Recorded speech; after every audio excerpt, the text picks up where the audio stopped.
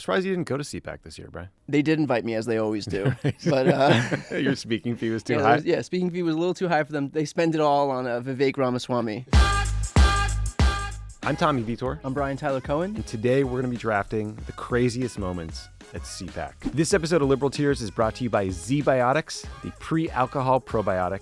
Your first drink for a better tomorrow. We are right now in the midst of CPAC yet again. Right in the middle of it. We are in the middle of the fiery inferno that is that dumpster fire. Star Wars bar scene of Republican politics. It's the Conservative Political Action Conference. It's this annual conference of far right, formerly very fringe political figures in the Republican Party. But over time, it's just become the Trump show. And, the establishment Republicans who once made fun of CPAC and stayed away from it now go to CPAC, bow down, kiss the ring, suck up to its organizers, and show up and speak. You may have seen the golden statue of Donald Trump. That was a CPAC installation. I just can't imagine a worse way to spend my time. Agreed. And so with that said, we're going to spend our time right now talking about it. Yeah, with that said, we watched countless hours of YouTube videos from CPACs to put together this show for you because we watch CPAC so you don't have to. That's right. Call in the air? Heads. Kind of screwed up there. I think it was heads, and I flipped it over by accident. So listen, it was a broken play. We're going heads. You're up. Let's do, for my first choice, I'm going to go with Good Riddance, Tulsi. Now, today's Democratic Party is actively working to undermine our God-given rights and freedoms enshrined in the Constitution. And they try to censor speech that they don't like, and they label it as, well, this is misinformation, disinformation, so-called hate speech or violent speech, and we have to censor this speech to protect you. I know this has happened to me. It's probably happened to a lot of you. But in doing so, they're undermining our civil liberties. And they're abusing their power, working hand in glove with their partners in the corporate media and in big tech. This kind of thing drives me fucking nuts because conservatives will play the victim and pretend that they're censored. Tulsi Gabbard is on stage talking to a massive auditorium, all of which is streamed on a massive, sprawling right-wing media ecosystem. It's repeated and talked about on Fox News, which is the biggest cable network of every single cable network. Where are these people censored? I would love for them to be censored so I didn't have to hear them. She's whining about censorship here.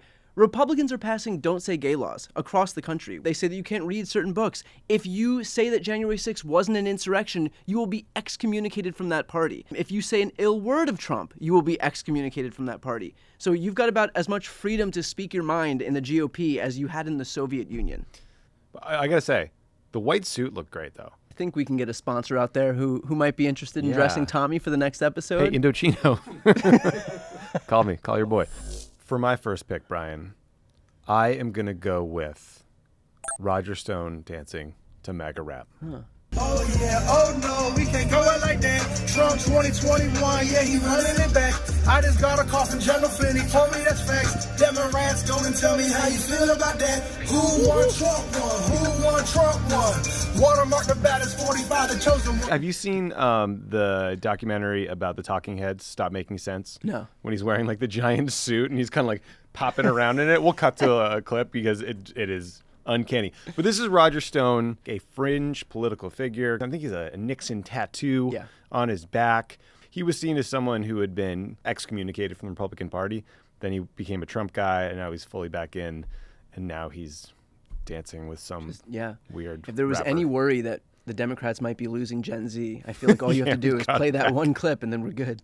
We're good. It's cringecore. Okay, from there, let's go to my next choice, which is going to be Matt Schlapp, Schlapped with lawsuits.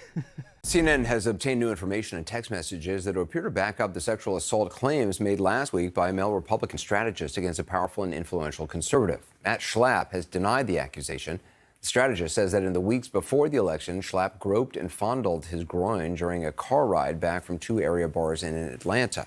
Schlapp runs the organization that stages the Conservative Political Action Conference, a must-attend event for most Republicans. So I would just say there is nothing more poetic than the guy responsible for a conference platforming abject bigotry, himself not only being gay, which would be fine if not for the hypocrisy in fomenting hate against the rest of his community, but also being an alleged sexual abuser, in a party that brands itself the party of family values. That was talking about one specific allegation of him groping a staffer for Herschel Walker's campaign in 2022. Yeah. The Washington Post reported that Schlapp also tried to kiss a male employee against his wishes. after a CPAC event in 2017. And then at another event, he stripped down to his underwear and rubbed himself against another employee without his consent. So this is a pattern of behavior. Yeah. And also, setting aside these sexual assault allegations, Matt Schlapp is just a scummy lobbyist whose wife worked in the Trump administration, and they just trade off of their access to the Trumps, and they trade off their access to CPAC. It's just one gigantic grift machine. That's right. My next pick, I'm going to go with Candace Owens' bear sex rant. Similar to the human species, when female bears give birth and are nursing their cubs, they cannot go into heat. But, and this is what the Papa Bears have worked out, if a nursing mother loses her cubs, the lactation will stop and she will once again become receptive to breeding. So male bears kill their cubs for sex, really, is what it comes down to. Lately, I've been left wondering what our human world might look like if we all drew inspiration from such a notion, a world where even seeing a child signaled a respectable threat and a retreat from would-be predators. Two questions, thoughts questions. One, don't compare people to animals. It's the definition of dehumanization. Two, I don't think I follow the point. If we took a lesson from the bear community, wouldn't that mean that guys were just running around trying to kill kids all the time? I don't know what the weird obsession is with like sexualization and breeding and like their inability to differentiate between the animal kingdom and humans. Did you get some bear spray? Wouldn't that help so with this? Weird. Okay, for my next choice, I'm going to go with Obamacare is like the Hunger Games. It's very much like Capital One. And I mean, the Capitol in District 1 in the Hunger Games. The Affordable Care Act is a con. In reality, it's unaffordable, callous, and cruel. Our country's equivalent to the Hunger Games tributes will be the patients who die under this law. This puts on full display how full of shit these Republicans are when they fearmonger about something. Like, they claim that the ACA would lead to death panels. It didn't. They claim that if we didn't have these bathroom bills, that kids would get assaulted in bathrooms by people of the opposite sex. Never happened. So every single culture war is eventually exposed as a con. The thing is that by the time you realize it, they've already moved on to the next one. But like, this puts that on full display, because just with the benefit of a few years of hindsight, you see that that was complete and total bullshit. Yeah, I mean, 40 million people now have healthcare coverage because of the ACA. Yeah. And initially, after it was passed, you saw Republican governors in red states rejecting free money from the federal government for Medicaid expansion just for political purposes. Finally, like a decade plus later, you're starting to see Republicans in red states like coming out and publicly saying, like, maybe that was stupid to not take the free money from the federal government and like give our constituents healthcare that they desperately need. They're finally changing their ways. But yeah, idiots like that didn't help. For my next pick, I'm going to go with Mike Lindell loses his mind. Why don't you ask me about the helicopter? Why don't you ask me about the parachutes that are going into Canada right now with pillows? With pillows. Remember that? That was your other buddies from the Daily Beast. Where's the parachutes? What parachutes? But then you don't read the news, right? You guys I don't read attack me. whatever news No, you're really? talking about. What news do you read? Your own news place? You guys are a horrible, horrible, horrible outlet. That was a great clip there of Mike Lindell just losing his mind on some reporter in the hallway. And like, nobody around him thought, oh God, this man is having a mental break, I should go help him. They all filmed it and they cheered for it. Yeah. Because it's just entertainment for these people. Yeah, entertainment, and they're on board. Yeah. It's good entertainment for them. They're like that. They're like, Yeah, it's this guy's on entertainment. my team. It's entertainment. They enjoy it. Yeah, they think he's on their team. And also, let's be honest, MyPillow probably funds a whole lot of the various activities at this event. And the amazing part is that Lindell will likely go bankrupt for pushing the very lies that he pretends in this clip that the media is corrupt for not repeating. 10 out of 10, Mike. Okay, for my next choice, I'm going to go with Viktor Orbán's standing ovation. The fuck, dude? Because somebody needs to focus on the world here. The star of the stage at today's kickoff, an authoritarian national leader under fire for saying racist stuff overseas. We're talking about Hungarian Prime Minister Viktor Orbán, who just recently in Romania said he doesn't want Hungary to become a mixed race, his words, a mixed race country. Progressive liberals didn't want me to be here because they knew what I would tell you. Hungary shall protect the institution of marriage as the union of one man and one woman. just think it's amazing that they have to ship in autocrats from other countries now to address the party of the Constitution and liberty and freedom. Viktor Orbán is the prime minister of Hungary. He took office in about 2010 and then has just systematically cemented his power. So he has undermined and dismantled institutions. He's packed the courts. He's literally taken control of the media. They have criminalized certain kinds of speech. And conservatives love him because that's how they want America to be. They want it to be this like white Christian ethno state, and they want it to be ruled by a dictator. That's why you see people like Tucker Carlson going over to Hungary to interview Viktor Orbán and spend a week there broadcasting his show. Just basically normalizing these people. Tucker just went to Russia. Again, the whole point of this is to like shift the Overton window to normalize these autocrats so that they don't feel so scary by virtue of being like sucked into the right-wing media machine, the propaganda machine. And what you're left with is Viktor Orbán standing at a stage, you know, talking to these people at CPAC. CPAC loves them so much that they threw a CPAC Hungary. So they're franchising this thing. It's like McDonald's now. Somehow, the big guy fell real far on the board here. We got Trump's most unhinged speech. The Green New Deal, right? Darling, is the wind blowing today? I'd like to watch television, darling. Russia, please, if you can, get us Hillary Clinton's emails. He asked Russia to go get the emails. Don, how you doing? Hey, Donnie. I love you, Donnie. For 35 years now, they call Mr. President, sir. Trains to Hawaii. How do you get to Europe? We haven't figured that one out yet. We don't use airplanes. They will execute the baby after birth. Donald Trump, they're trying to take you out with bullshit, okay? With bullshit. So I think the full speech was 2 hours long. Most Trump speeches are a mess and all over the place. This one was so crazy that there were headlines about how specifically out of control and off the rails this one speech was. Yeah. The funniest part is that the right is currently beyond hellbent on trying to frame Joe Biden as senile. This is Donald Trump at his peak. Yeah, this is him at his best. Yeah. Like an incoherent, ranting and raving lunatic. All right, for my last choice, I'm going to go with Michael fucking Knowles. There can be no middle way in dealing with transgenderism. We should not indulge it, especially since that indulgence requires taking away the rights and customs of so many people. For the good of society, and especially for the good of the poor people who have fallen prey to this confusion, transgenderism must be eradicated from public life entirely.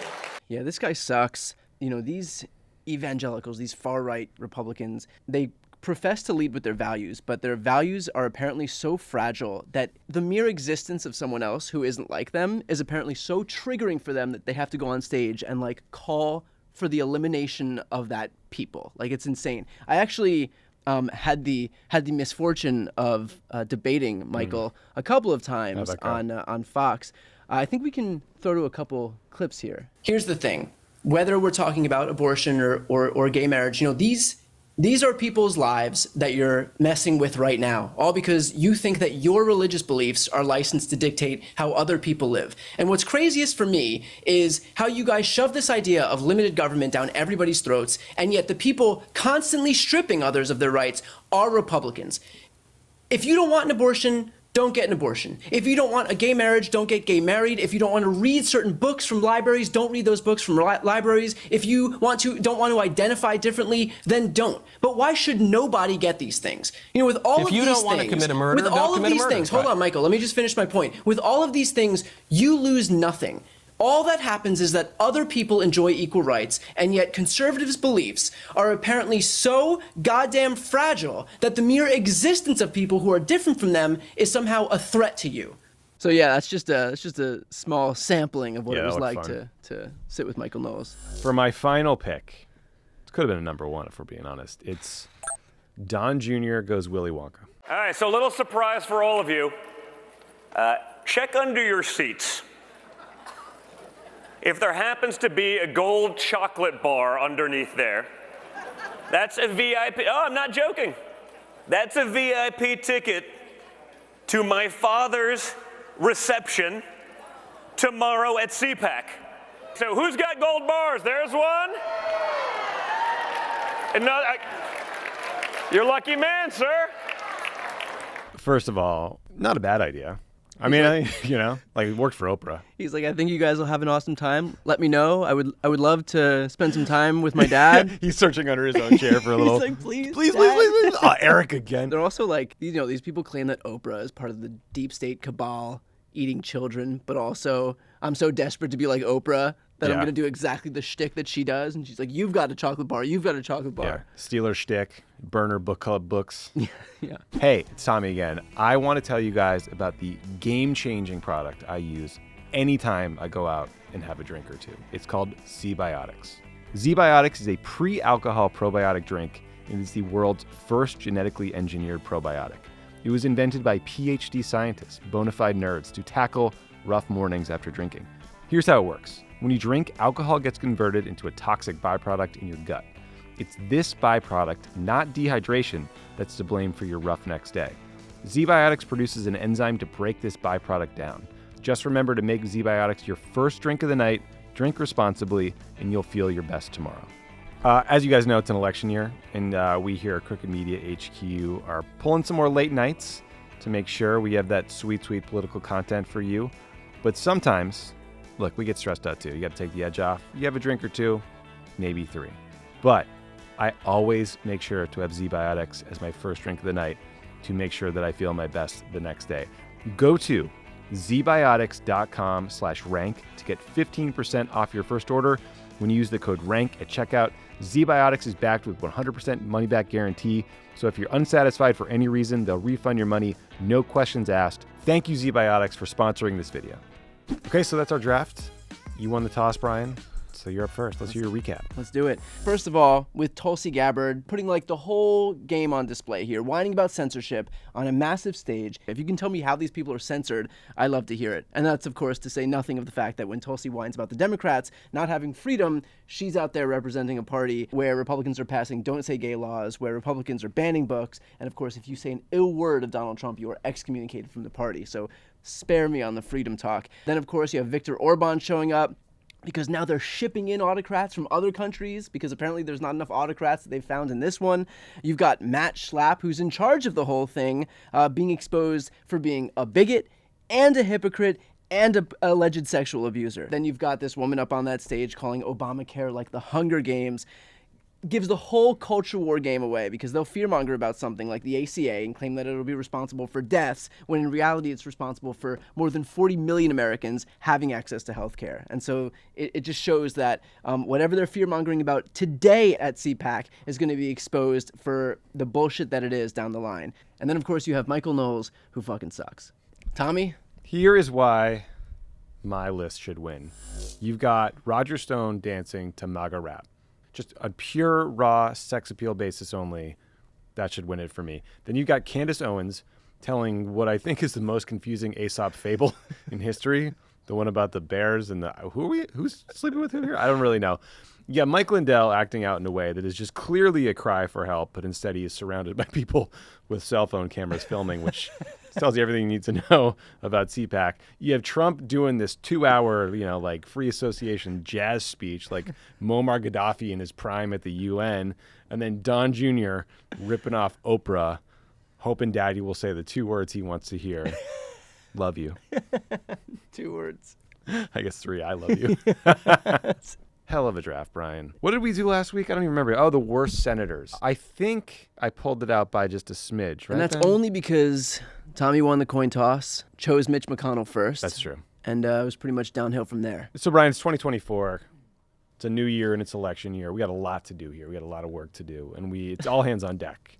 So today, you're going to be our office Mitch. And so we got you some gear. You're going to be wearing this shirt. Oh, good. That we got you. Yeah, that's good. Because you're this #1 fan. Perfect. And then we got you a hat. Got you a hat you can wear around so you don't get dusty or dirty. Right, no, of course. As you do chores, but we have some sweeping. Excellent. A lot to do. So, if you don't mind, we probably should get to it. All right, Mitch. Let's go, little Mitch. Come on, little Mitch. There's something on the ground. Thanks. How's recycling? Brian doesn't recycle. You know what? 0% liberal. We don't believe in that.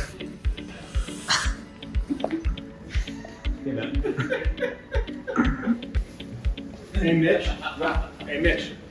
We're out of Snapples. We're out of LaCroix. Get right on that. How many little Mitches does it take to screw in a light bulb? Hey, Brad, grab these? Yeah.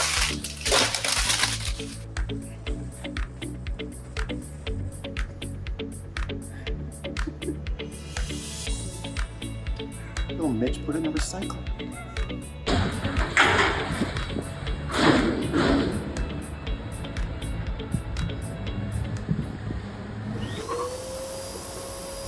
Hey, Mitch.